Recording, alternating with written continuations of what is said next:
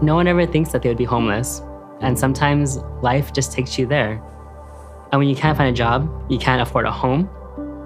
Sometimes it's just a slow, progressive spiral downward. I knew that my life meant more, and I was hanging on to that idea.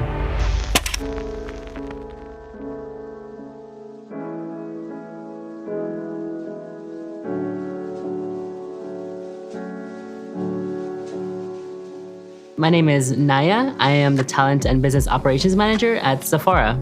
I am a trans Asian American, and my pronouns are she and her. I predominantly grew up in a small town in northern Minnesota. It didn't have that much diversity. Growing up there, I realized that I was different than everyone else. I was definitely performing the norm of my gender at the time because I played football, but I also knew I did it to make other people happy, and that's not how you live life. I remember when I was in a job, I was gonna tell my manager at the time, hey, I'm transitioning. They said that I applied as a male and I should continue to be presenting that way. A month later, I quit, and a year later, I moved. Sometimes when you don't fit the mold, you become outcasted. We have inherent biases towards what we believe as gender norms. Even though I had a decent resume, it was hard for me to find a job. Everything just kind of got pulled under the rug. When I became homeless, I experienced so much internalized shame for going what I went through. I remember not wanting to talk to my parents, not wanting to tell anyone that I was staying in my friend's car for 4 months. It's just challenging to know, as much as you wanted to be successful in life, sometimes there are things that you just can't help. And those are the social economic challenges that trans people face in general. That struggle helped me learn how to find my own self-worth.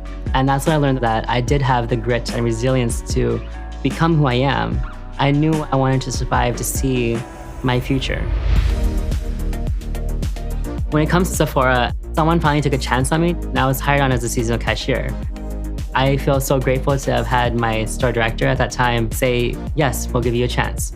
We know you want more, and we'll give it to you. I did work really hard. Now here I am, 6.5 years later. I'm able to transition and work on myself in a very safe environment where I had supportive people who allowed me to be me.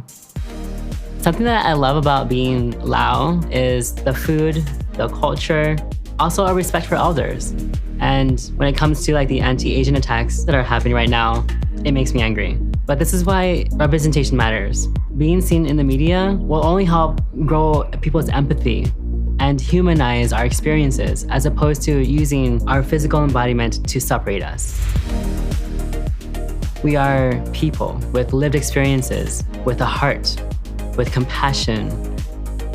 Being here today, it means a lot to me. It means that I have a space to exist, a space to grow. This only highlights the fact that we are moving in a direction that is more inclusive. When I look in the mirror, what I see is a survivor. I see someone who is on a journey to bring beauty to people's lives.